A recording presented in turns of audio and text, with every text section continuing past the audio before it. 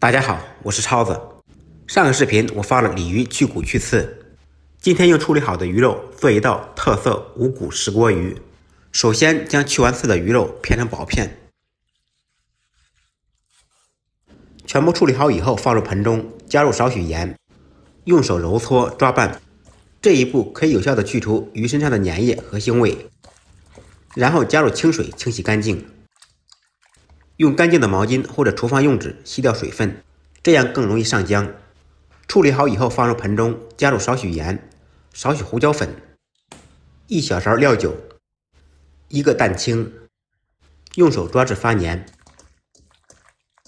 放入少许干淀粉锁住水分，继续抓拌均匀。就这样鱼片就浆好了。如果怕粘连，可以再放少许食用油。剁好的鱼骨、鱼头清洗干净。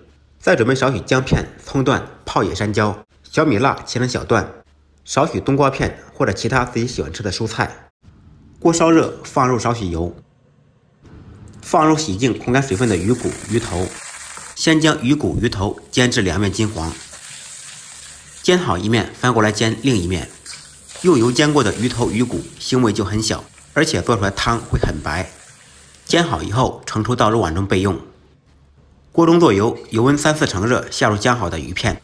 这道菜鱼片必须拉油，这样鱼片更耐煮，吃着更筋道。炸至鱼片变色即可，捞出控油。家里面操作火候不够，可以分2锅炸。全部处理好以后，接下来我们开始制作。锅中放入少许油，放入葱姜、泡野山椒，爆出香味。再来几粒青花椒，增加麻味。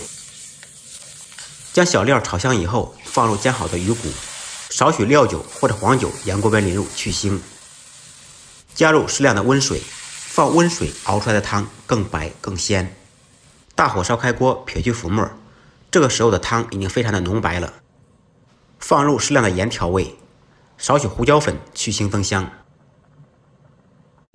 然后将鱼头、鱼骨捞出垫底，放入少许冬瓜片。也可以放入其他自己喜欢吃的蔬菜。再次开锅以后，同样捞出垫底，鱼骨、冬瓜片一同放入准备好的石锅中。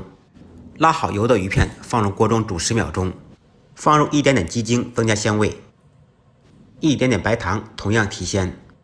开锅以后倒入石锅中，汤白肉鲜嫩。将石锅放到火上加热，放入准备好的青红椒圈，撒少许炒熟的芝麻，浇上热的花椒油。一道特色无骨石锅鱼就做好了。上面的无刺鱼片留给孩子和媳妇儿吃，下面的鱼头、鱼骨留给老公和猫，一点也不浪费。用这种方法也可以做其他的鱼类。今天的视频就到这里了，喜欢超子的点赞、转发、收藏，感谢您的支持。